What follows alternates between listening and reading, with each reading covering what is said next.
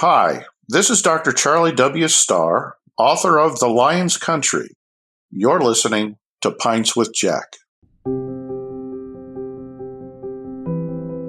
The benefits to be derived from serious and sustained attention to Barfield's work extend far beyond merely academic concerns, and moreover, do not depend upon one's acceptance of all or even most of his conclusions. C.S. Lewis, for instance, serves as a near-perfect model of a largely unconvinced man who, nevertheless, benefited immensely from a lifetime of critical engagement with Barfield's ideas. We believe that Barfield Starr is on the ascendant, and a proper appraisal of his work is only just beginning. This is Pints with Jack, Season 6, Episode 43, What Barfield Thought, After Hours with Landon Loftin and Dr. Leyf.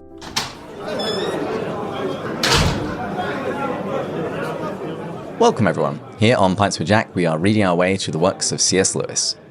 Back in Season 4, we had Barfield Month, several weeks devoted to Owen Barfield, a man who had a huge impact on C.S. Lewis. And today's opening quotation comes from What Barfield Thought, an introduction to the work of Owen Barfield, which is a new book from two scholars, Landon Loftin and Leyf, who appeared on our Barfield Buffet back in April of 2021. In today's episode, I'm going to be discussing the book with its authors and hopefully introducing many listeners to the life and thought of Owen Barfield.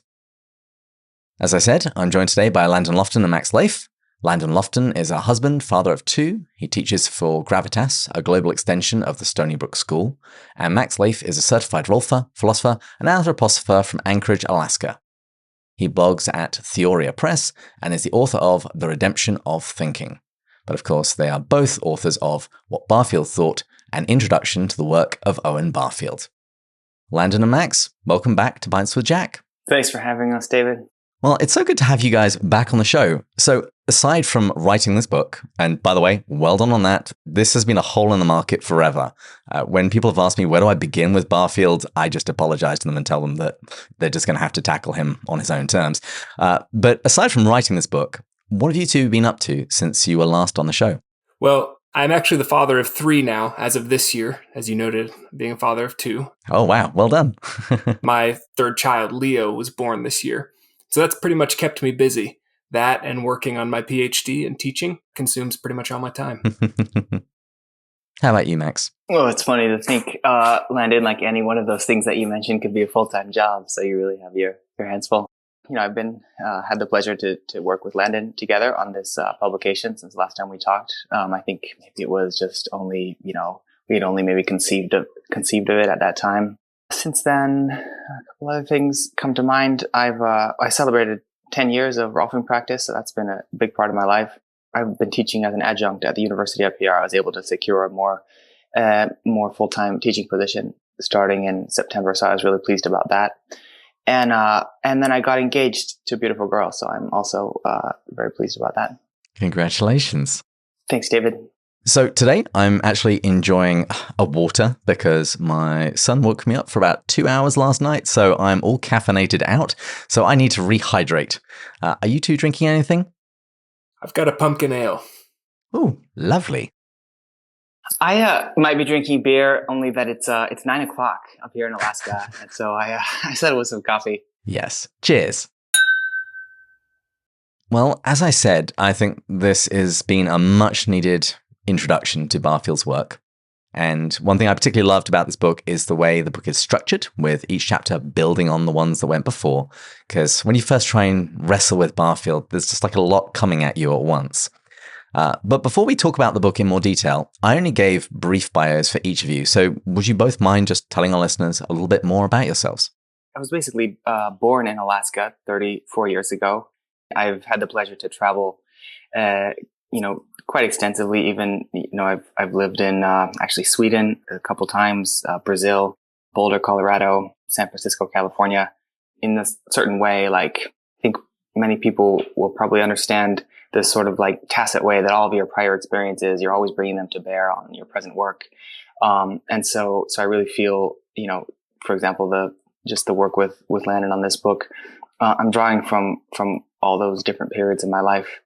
I think that's probably what I would say. I was born here, and I've returned now, and I have the pleasure to be able to have found a place where I can like set to work in a way that I feel contributes to the common good. In my own way, I do that through Rolfing practice, and through teaching at the university, among other things.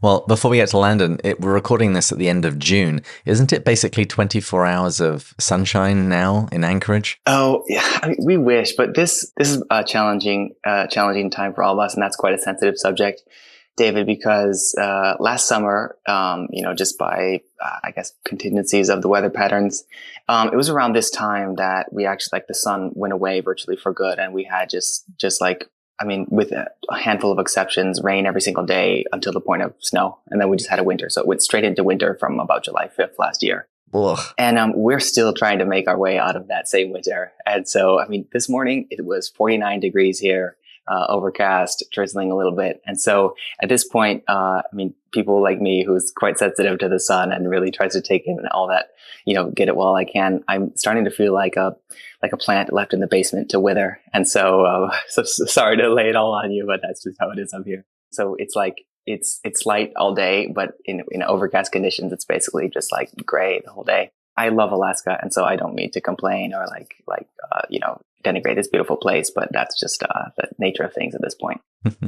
Well, I live in La Crosse, Wisconsin, and I think it's beautiful, but our winters are pretty harsh. And my wife and I have just decided that means it's time for a quick trip to San Diego or somewhere with a little bit more sun. So maybe time to get away. So, Landon, what about you? Yeah, well, like I said, I stay pretty busy as a husband and father and now teacher. I used to be a hospital chaplain, and before that, my wife and I assisted another couple in founding a home for trafficked girls in Ghana. But that goes on without us, and they don't need our help, so we moved back here. And in my spare time, apart from my studies, I like to take long walks and play musical instruments of various kinds. I've been learning the bagpipes over the last 2 years, and that's been fun. Oh, wow. Yeah, so is your wife a very patient lady then? Yeah, the kids like it, so that's a plus. Oh, fantastic. Well, let's talk about your background with Barfield. How did you each come across him, and what made you make him an area of study? Landon, if you could kick us off. Yeah. So for me, it started with my master's thesis on C.S. Lewis's understanding of the imagination, the role it plays in theology and apologetics. And in the course of my research, I learned that Lewis's understanding of the imagination was forged in the fire of his arguments with this man, Owen Barfield. And of course, if you read Lewis, you're sort of bombarded with these almost over-the-top compliments of this man, this genius, Owen Barfield. So my interest was piqued. I picked up Poetic Diction, which is the Barfield book that had the most influence on the Inklings, particularly Lewis and Tolkien. And I remember reading the introduction, closing the book, calling my friends, and canceling my weekend plans because I was intent on using my time to finish the book. And since then, I've been reading and rereading Barfield books. And I did recognize that an introduction was needed. Barfield can be difficult, but it's worth the effort. Absolutely. Max, how about yourself? Yeah, Landon and I have actually had the occasion to talk this over a number of different times. It's quite funny. My introduction to Barfield was almost the reverse image, the negative image of Landon's. And I really, from my perspective, it was perfectly ordinary. But I realized that for my own path to Barfield was a little bit unconventional. Barfield is often thought of as Landon mentioned, a difficult thinker, sometimes even thought of as a gateway drug actually to Rudolf Steiner. Mm-hmm.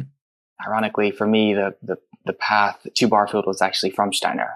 My first encounter was with Steiner, and I had experience comparable to what Landon described. Of the way I would put it is, I first encountered Steiner, and there were two simultaneous epiphanies that I had. One is that there's clearly something of substance being said here.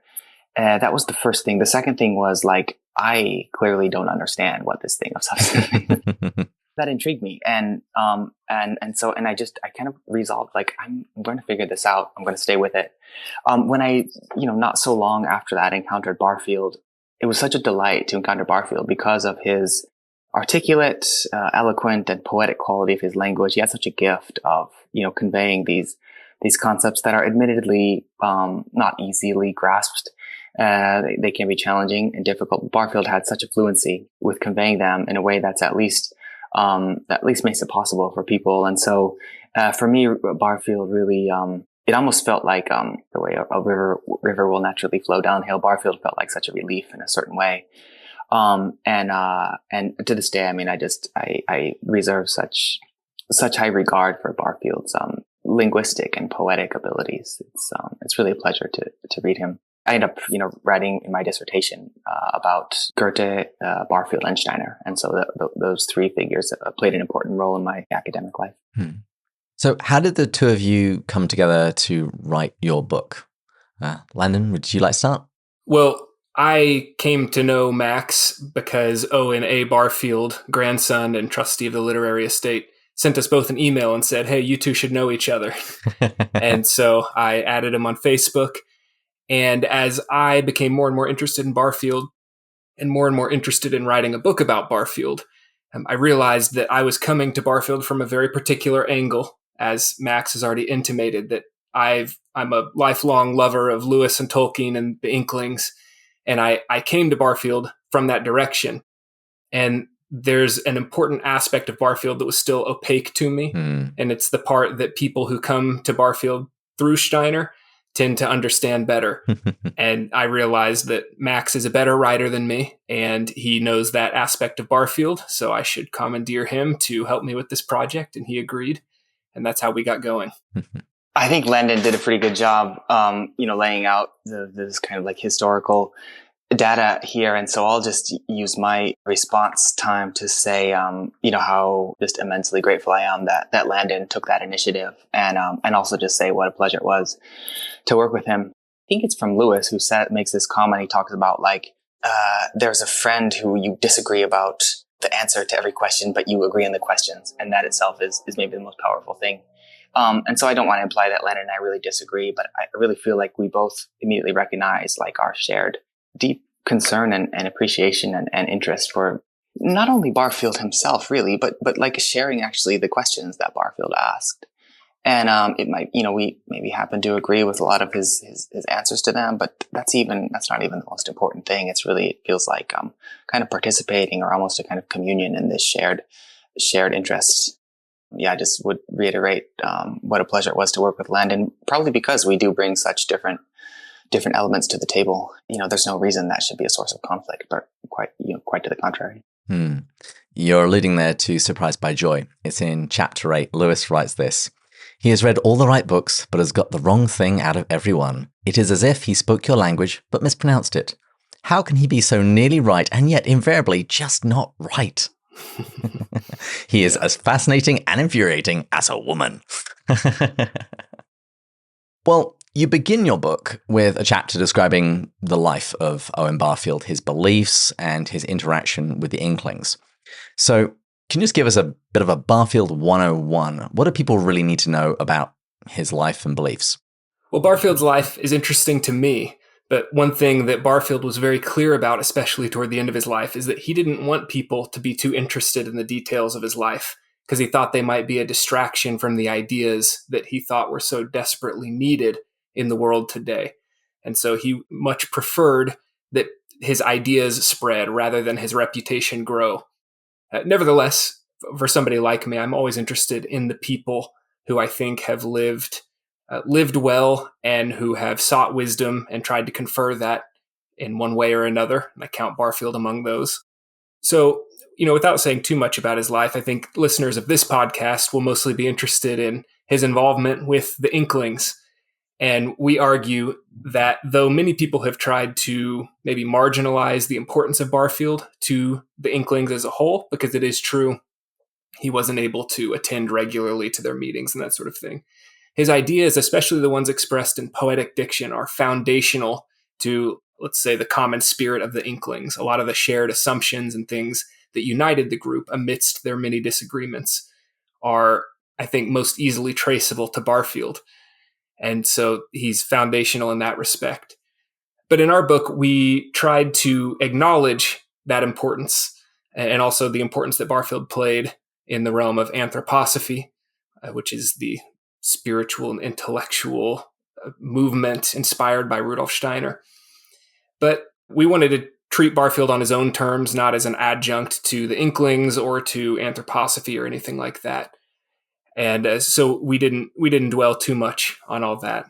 In a certain way, we took Barfield's the template or the lead that he set in his own inquiry into Coleridge's thought.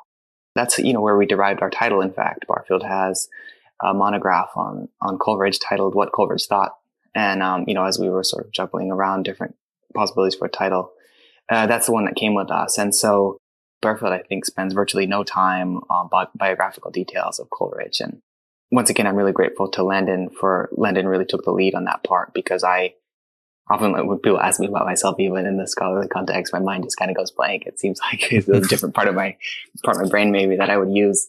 And so we try to balance those two interests. But again, really trying to take the lead from Barfield, and again, though, also feeling as though the two of us are working on Barfield, but also with Barfield in a sense. Barfield has a great quote.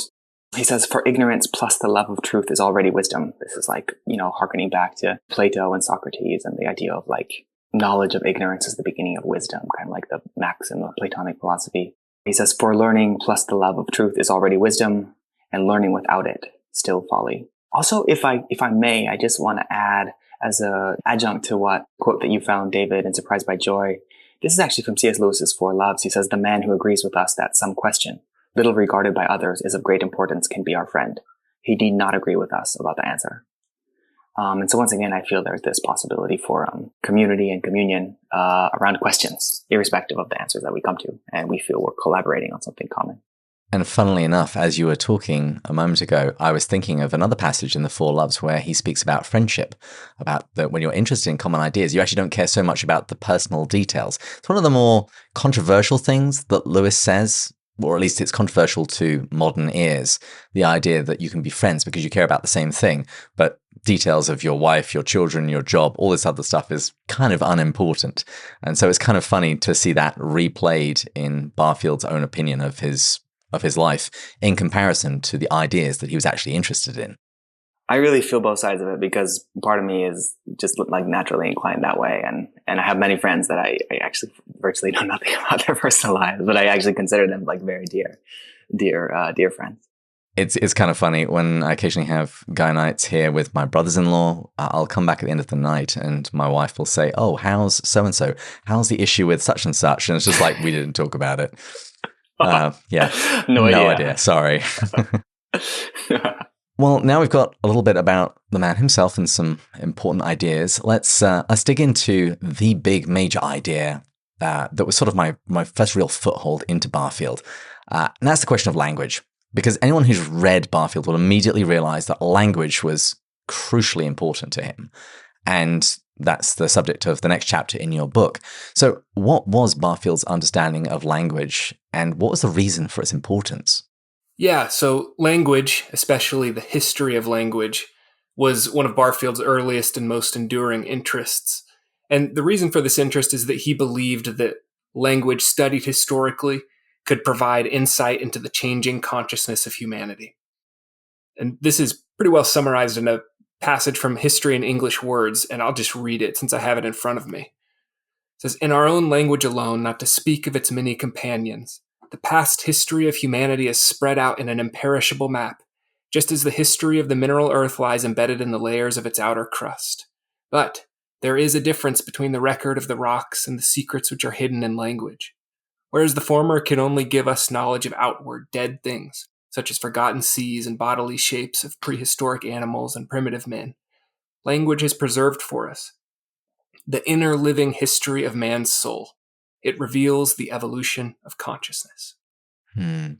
So that, in a paragraph, is why Barfield was interested in language. And we will talk a little bit about the evolution of consciousness in a moment. But that idea of language, that really sort of came through to me when I read Mark Vernon's book about hidden Christianity. And he was looking at how the language of the Old Testament, as you move through into the New Testament, how you can start seeing new ideas about God come through. Now, quite how you pass that out in terms of direct revelation or other things actually happening in humanity, that's not so much important. But that gave me a very clear model to see what Barfield was actually talking about. Yeah, and we would just want to emphasize, I think, that it's not just about changing ideas, but language reveals the changing consciousness. And consciousness is like the soil within which ideas can grow. That's the difficulty, I think, in understanding what does Barfield mean by consciousness. And we try to address that in the introduction of the book. One thing about language is, in a way, words seem like, discrete, but in another way, they're definitely not. Rather, every word kind of participates in an entire ecology of meaning.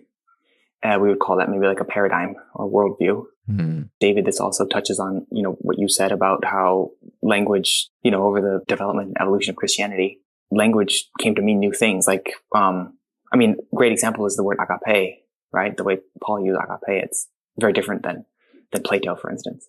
And so, Barfield really picks up on this. And with language, again, it's one thing to study like a fossil record. You are studying discrete objects and trying to make inferences about them.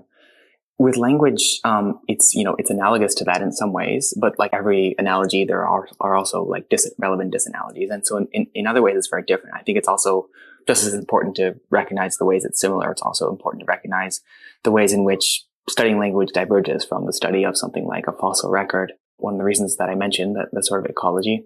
But it's like they're like the currency of meaning, the currency of ideas for us. There's a great quote from Emerson. I think it leaves like quite an illustrative image. He says, he's not talking about words here. He's talking about material objects. He says, material objects are necessarily kinds of scoriae of the substantial thoughts of the creator, which must always preserve an exact relation to their first origin. In other words, visible nature must have a spiritual and moral side. So he's talking about material objects, obviously, but I think, at least for me, part of what I had to overcome, I guess, in working through Steiner's anthroposophical views together with Barfield's views on the evolution of consciousness is the sort of like disjunction where we think of the world as one way, and then, the human domain is something totally different. Language is one way, and material nature is some very different way. My impression at this point is that's self-evidently not true. And the way we perceive objects in nature is perfectly comparable to the way that we perceive meaning in a text.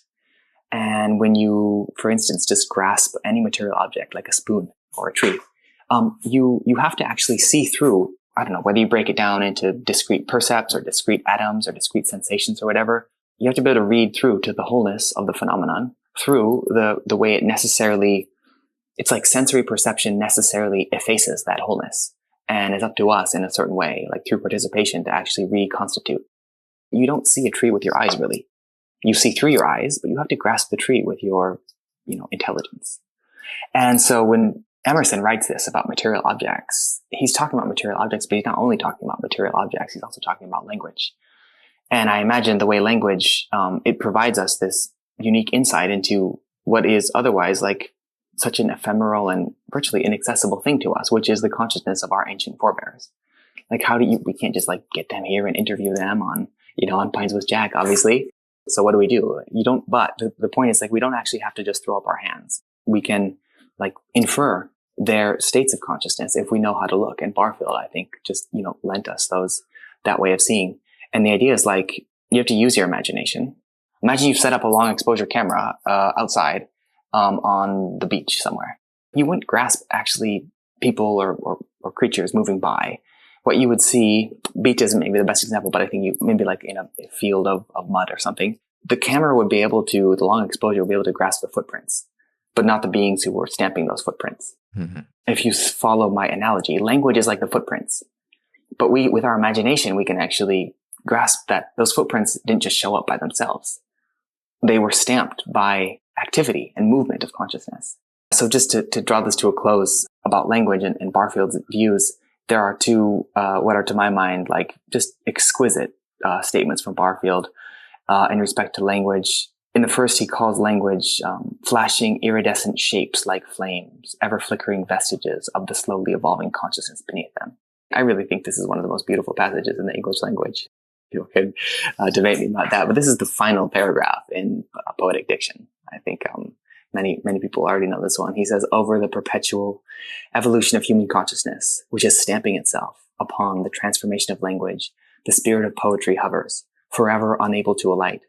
It is only when we are lifted above the transformation, so that we behold it as present movement, that our startled souls feel the little pat and the throbbing, feathery warmth, which tell us that she has perched. It is only when we have risen from beholding the creature into beholding creation that our mortality catches for a moment the music of the turning spheres. Well, speaking of poetry, many of the Inklings loved poetry, but it had a special place in Barfield's understanding of the world and language. How would you describe it? Yeah, so according to Barfield, poetry can serve not only as a source of pleasure, many of us know that if we've read poetry, but also the source of a particular kind of wisdom. And it's a wisdom that follows from an experience, the experience that he described as a felt change of consciousness. And I think many people who have really tried to read poetry openly and receptively know this experience. It's not just like gaining some kind of information or seeing some words set out in a pretty way. It's a felt change of consciousness, a holistic shift in our relation to the world. And that's significant because people who've experienced this felt change of consciousness are then in a position to understand something of what it means for consciousness to change, and are therefore in a much better position to recognize the changes that Barfield labored to show in the history of language and literature that constitute his theory, the evolution of consciousness. So again, he always comes back to this idea. Almost everything Barfield wrote centered around it. He wanted to understand the history of the human mind, and in a deeper way than those who limited that to the history of ideas. There is something about language that I think we need to understand to get the basics of what Barfield thought is going on when people experience this felt change of consciousness. And it's what, according to Lewis, Tolkien called Barfield's theory of ancient semantic unity. So the idea in particular, it really profoundly affected some of the Inklings. And in fact, Lewis provides the most terse summary of the idea. And I have that passage here. And this is from Miracles, I believe. Lewis says, Mr. Barfield has shown, as regards the history of language, that words did not start by referring merely to physical objects, and then get extended by metaphor to refer to emotions, mental states, and the like. On the contrary, what we now call the literal and metaphorical meanings have both been disengaged by analysis from an ancient unity of meaning, which was neither and both. And in the same way, the ancients could not have started with something material, for material as we understand it comes to be realized only by contrast to the immaterial, and the two sides of the contrast grow at the same speed. So in other words, what Lewis is saying is that Barfield, looking into the history of language, saw that the meanings which have been torn apart across history were at one time unified. And Barfield's favorite example of this is the meanings of words that we might now translate from ancient Greek or many other ancient languages to, depending on their context, either something like spirit or soul, and in another context, breath or wind. And so some people think, by projecting modern consciousness onto ancient people, they think that, they were just using the word for breath or wind metaphorically to express this idea that they had about a spirit or a soul within a human being. But in fact, Barfield says, no, there was one unified meaning that's been broken apart in the course of consciousness evolution. And as it's been broken apart, we've become unable to see the sort of spiritual resonance of the material world, which is something Max alluded to earlier. Well, to bring it back to poetry, which relies on metaphor, that's the most important part of poetic language is metaphor, not verse or rhyme or anything like that. It's metaphor. And metaphors are sort of consciously reuniting these concepts that have been torn apart, right? So when we use a metaphor, like if we used breath or wind to talk about the soul, we would be reuniting something in our consciousness that has been severed across the course of history. And that felt change of consciousness is the experience of seeing the world maybe as people before us saw it. And that's part of the power of poetry. Barfield writes in Poetic Diction, he writes a beautiful metaphor. The world, like Dionysus, is torn to pieces by pure intellect. But the poet is Zeus. He has swallowed the heart of the world and he can reproduce it as a living body. Barfield, I feel, was especially cognizant of the ability of poetry to almost like lay bare these almost spiritual ligaments that join together what seems to us as this just, infinitely differentiated and fragmented world that confronts us. And I think he even quotes Shelley, something to the effect of poetry lays bare the hitherto unapprehended relations of things. The meaning of poetry and the experience of poetry doesn't just lend itself to you without you also lending yourself to it. Like, you have to become involved and participate in you're not just reading an instruction manual or something. Like, you have to also be present there, not just with your discursive intellect, but with your feeling and your whole soul. And the moment we do that, though, once again, it's like the words they're the terminus of something that is higher and prior to those words, of the spiritual meaning that ultimately, again, the way the metaphor of how a being stamps footprints into the earth. So in the same way, you start to actually take part in those immaterial meanings that ultimately gave rise to those words as termini of their action. Now, we've mentioned evolution of consciousness several times, so maybe now we should perhaps try and define it, explain what it is, and also, I think, what it isn't. Because to uninitiated modern ears, I think it can evoke some very different ideas. What did Barfield mean by it? Yeah, I think that's a good intuition, David. As we're talking about poetry, we're naturally just kind of dovetailing into that. It's virtually impossible to talk about Barfield's view of poetry without simultaneously talking about his view of the evolution of consciousness. And that's one of the things that right from the very beginning, I so deeply appreciate about Barfield is he's so tempting to have these in Barfield's terms, watertight compartments in the way we relate to different phenomena in the world. And one thing I always respected about Barfield is his continual striving not to do that, to attain to an integrated view of how all things hang together.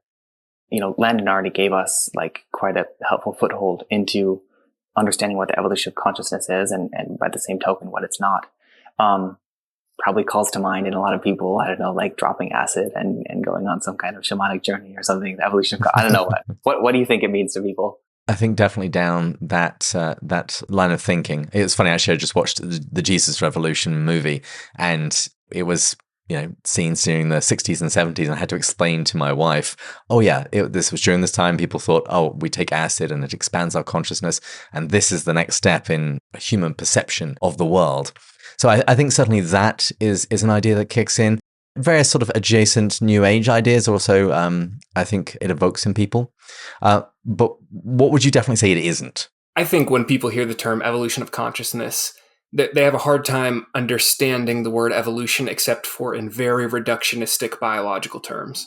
And so they might think that Barfield is advocating a view that in fact he takes great pains to rebut, which is this view that consciousness is somehow the product of biological evolution, and that we can explain certain phenomena of our own experience in reductive biological terms. So that's, I think, in my experience, the wrong idea that people get. But there's all kinds of wrong ideas that people can get if they don't do the hard work of working through his books. But we gave a very provisional summary in the introduction of our book of what the evolution of consciousness means, and then we spend most of the rest of the book unpacking it, but I can read that here. We say the evolution of consciousness is a theory that posits a process of fundamental change in relation between the human mind and the material world, affecting not only how people have perceived and understood the world, but also the fundamental character of that which is perceived, that is, the world itself. And this change involves, among other things, a movement from the conscious participation in the life of nature that's characteristic of pre-modern consciousness, to the self-conscious observation of nature that characterizes modern consciousness. So there's a lot there, but it's this idea of a form of consciousness that Barfield describes as participation, and it's slowly changing into a self-consciousness that characterizes modernity. And self-consciousness is a gift. Barfield doesn't think it's a bad thing, but we've attained it at a great price, and he hopes that we'll go on to use it in order to recover much that we've lost in the process of gaining the self-consciousness and the sort of spiritual freedom that comes with it. I'd like to elaborate a little bit, if I may, by actually harkening back to an example that Landon already furnished us with, and then also to provide another one, and then try to use those as analogies to shed light on Barfield's idea of the evolution of consciousness. The first one is what Landon gave about the Greek word pneuma, and the manner in which pneuma can be translated in a variety of different ways in English. Wind, spirit, breath, mind, even soul, maybe. In order to understand what that ancient semantic unity really means, you can't seek for the correct answer among one of those like discrete definitions that we would give it today. What pneuma meant is no single one of those things, but somehow axiomatically contained every one of those things in potential, like in a state of potential. It's like it's pregnant with each of those meanings, but it's not reducible to any single one of them. So that's the first image or analog I'd like to set up. And the second one is harkening back to Genesis 2, when Eve is created out of the side of Adam. For the first time, suddenly we can say Adam is a man and Eve is a woman in the way that is intelligible to us now. Prior to Eve having been created out of Adam's side, and we still see a vestige of this, certainly in German and to some extent English, although there's like controversy around this, the way that man is like a non-gendered word. Adam before the creation of Eve out of his side is not the same as Adam after the creation out of Eve's side.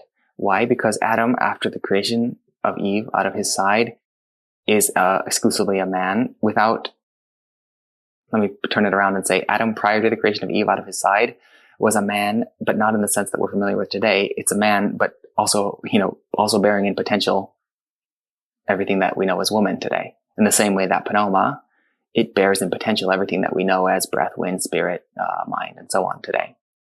It's kind of like an imaginative ascent to arrive at more comprehensive and integral meanings of terms. So again, if we think about Adam before the creation of Eve, Adam also entailed everything that would later become Eve. When we think about our consciousness today, everyone somehow, without even necessarily being able to define it in really, really sharp and crisp terms, everyone knows what it means by having like an inner life or an inner world. We have like a psyche. There's the psyche, the inner world, and then there's the external material world that scientists study and tell us about. And as Landon alluded to, kind of the standard scientific paradigm today will tell us that everything about our inner lives is purely explicable in terms of evolutionary psychology and the way it converts survival utility onto our distant forebears, and somehow having all of the, rational and emotional faculties that we do today, it somehow increased the genetic fitness of our ancestors or something. But axiomatically, everything about our inner life is reduced to evolution of the outer world. In Barfield's view, that's committing the same fallacy as imagining that for instance, you could, among the diversity of words that are, for which we can today translate pneuma, that you could find one single one that was the correct one and discard all the other ones. It's committing the same fallacy to imagine that Adam, subsequent to Eve having separated from his side, is the same as Adam before Eve emerging from his side. We have to imagine in that case. So then to talk about the evolution of consciousness, we have to actually imaginatively consider a state in which the world. So when we trace back into history, we have to imagine a state not in which the inner world emerged from the external world that we're familiar with today. Definitely not. Rather, we have to imagine a state prior to the polarization between inner and outer that is familiar to us today. So whether we call that inner world, outer world, subject, object, and Barfield says definitely not. Like if you really want to go back in time, you have to imagine a state prior to that kind of differentiation. In other words, the world in the past before the emergence of subjectivity out of the objective world was not just the objective world. It was a world that was both subject and objective, and hence neither exclusively one nor the other. I'd like to give one actually anecdote. My brother recently defended for his master's dissertation. He's advocating for increasing education in nature, like outdoor education kind of exposure of elementary school kids to the natural environment. He told a story, an anecdote about how he took, in the same way that people tap maple trees to make maple syrup, people tap birch trees to make birch syrup. He was teaching his kids how to do that. They went out from their school about a quarter of a mile, traveled to a grove of birches, and they were preparing to tap the birch tree. And my brother said, wait, hold on. We should make sure that we're not just violating the tree. We should look for some kind of sign from nature. And at that moment, he turned and saw a pearl of birch nectar dripping from a branch that a moose had eaten off. And he took that as a sign, and he showed it to the kids, and he was just like thrilled. He thought, how cool that all this is coming together. It's like a sort of, what's an extraordinary moment, like a sacred moment almost. And he describes being a little bit sort of like let down that the kids, like they didn't even care. It was, and I thought that was so illustrative, because what it shows is probably our best method of trying to grasp the evolution of consciousness is to try to grasp how it was to be children. And for these children, what they demonstrate in that anecdote is that for children, this sort of dichotomy that we're familiar with between the ordinary and the extraordinary, the mundane and the sacred, even like science and spirituality, or science and religion, that's like familiar to us. But if we try to imagine that that's also familiar to kids, that's definitely a mistake. That's an anachronism. Like for children, they actually don't exist in that dichotomy between ordinary and extraordinary. For them, you can't say everything is extraordinary, really. It's neither one nor the other. They haven't been polarized in that way. Life hasn't been polarized into the sacred and the mundane. It hasn't been polarized into spirituality and just ordinary life. So I hope, through that sort of like litany of examples, it's kind of like a rhapsody. I hope that it served to illustrate Barfield's concept of the evolution of consciousness. Yeah. But we've now got to move on from talking about the evolution of consciousness to the culmination of this evolution, final participation. What is it, and what would the world look like when it's achieved? I think we have already like all of the pieces on the table, and now it's just a question of us putting them together. Landon talked about the emergence of the self. I use the word subjectivity. They're maybe not identical, but they're certainly related. Over the course of this polarization into like the inner world and the outer world, the sacred and the mundane, subject and object, something has been created. There's something that wasn't present at the beginning that is now present. And that's this like self-consciousness and this center of agency. It's extraordinary, really, this kind of meditation. If you think about, how the manner by which the universe marches forward and unfolds through time, evolves through time. If you really like objectively think about this, you realize that decisions you make are actually decisions that you are making on behalf of the universe in your little corner of it. And so we have these centers of intensified consciousness and subjectivity. And that's what we recognize when you look at somebody's eyes and you see that light behind their eyes. It's been like a painful generation, but it's something that's been created over the course of the evolution of consciousness. And final participation means, in a certain way, reclaiming the relationships that have been lost to us. Barfield, as we already indicated, tells us that poetry is one of the most effective means of doing that. Like beginning to grasp those unapprehended relations of things, beginning to see the wholeness of the world and of nature, but nevertheless without losing this pearl of great price that has been forged through this process, which is the self. We're able to say I. We're able to conceive of ourselves as centers of initiative and spiritual agency. And the idea is like, without losing that, can we also enter back into a kind of community with the rest of creation?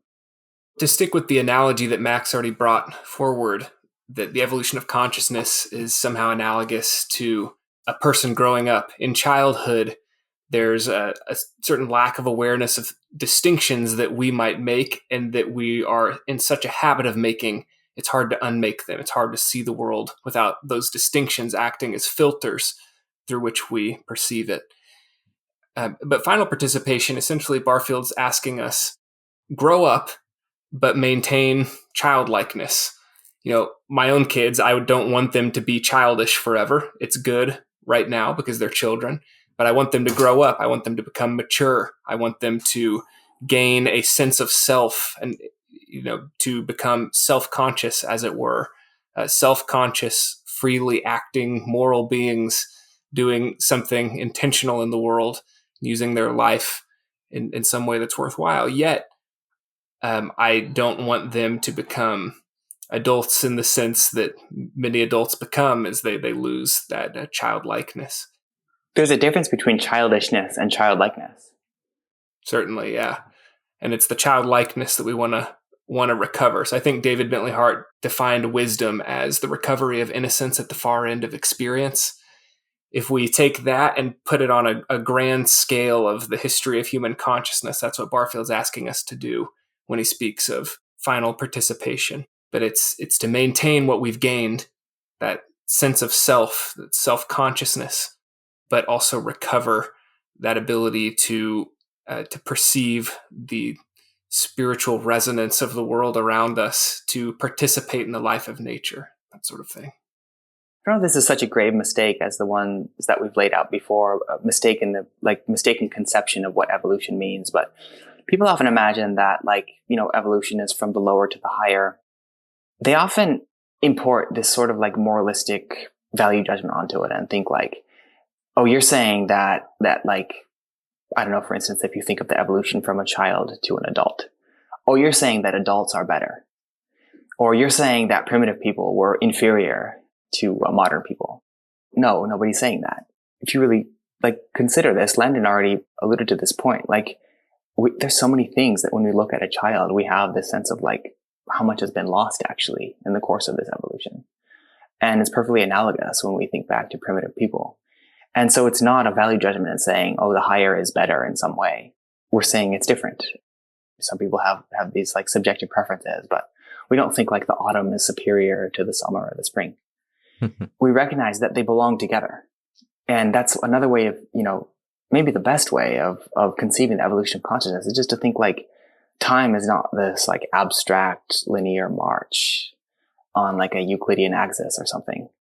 There's a wholeness to it. It's like a seasonality. To everything a season. There are seasons of history. And human consciousness is not some other thing that's separate from that progression of seasons. It's rather integral to it.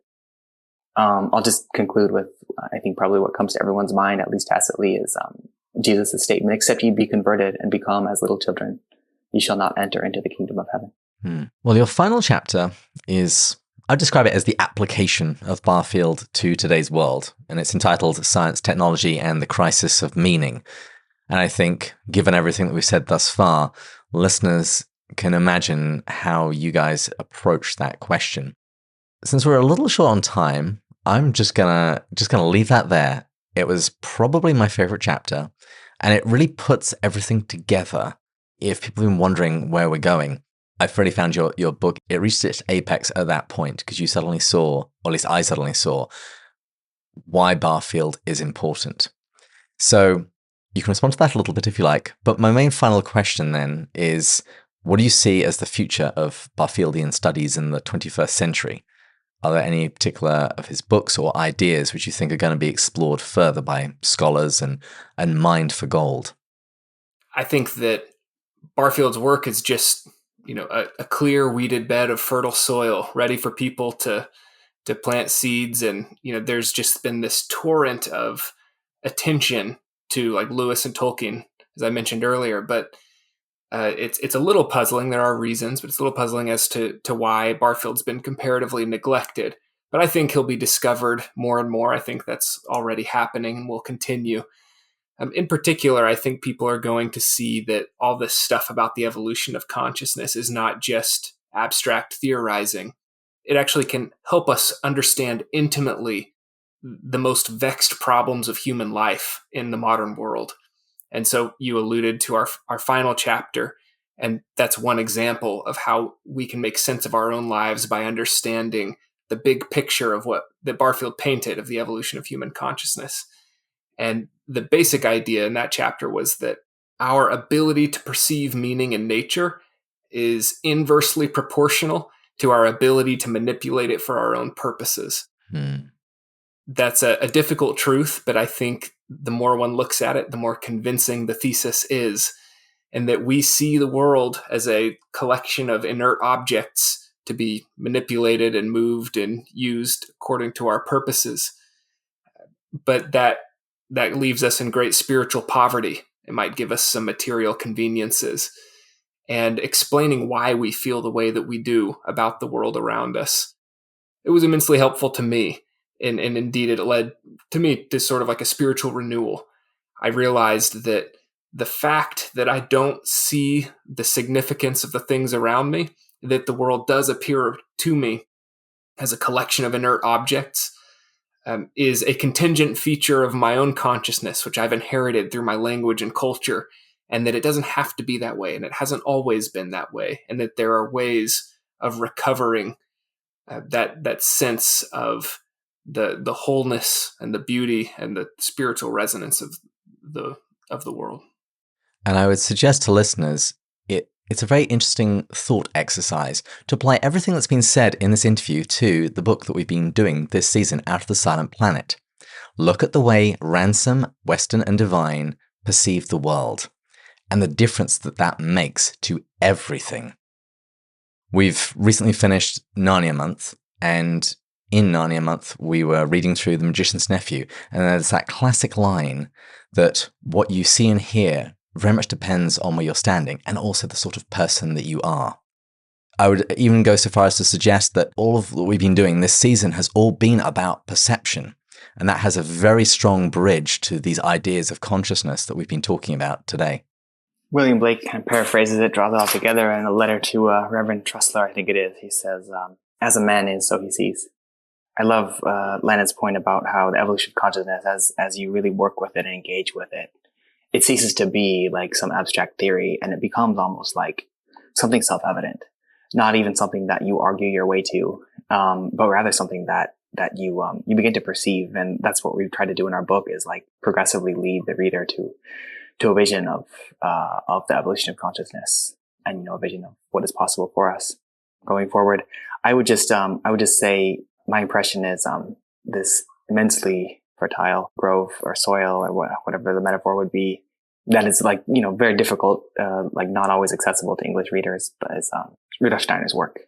And I really feel, and I think Barfield thought of himself as this way, and as sort of like a forerunner. Barfield thought of himself as like, he's often perceived as Barfield's writing for the longest time, and this is what Landon and I were kind of trying to remedy. It's thought of as like the voice of one crying in the wilderness or something like that. And we tried to show, no, this is what it means, and this is what it prophesies.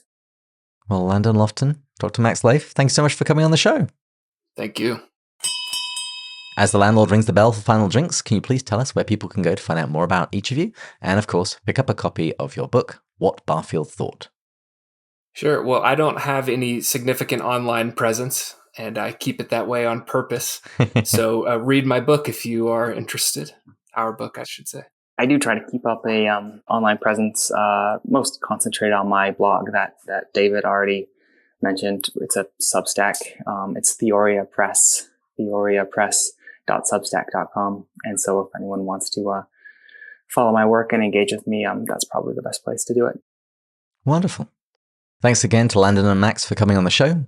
Thanks to our audio engineers, Taylor and Sarah. Thanks to all of you for listening, particularly our Patreon supporters and our top tier supporters, Matt 1, Matt 2, Matt 3, Jake, Erica, Marvin, Joelle, Deborah, Amanda, Emmy, Thomas, Bill, Joanna, Bud, Shane, Kay, Paul, Kimberly, Gillis, Gary, Stephen, Kelly, Chris, James, Kate, Peter, David, Angela, and Rowdy. We pray for you all every week, and all of the requests in our prayer channel on Slack. And if you've enjoyed this episode, please share it on social media. And the next time you meet a Lewis nerd, ask them what they know about Barfield. And please join us next time when we'll continue going further up and further in. Cheers! Cheers. Cheers.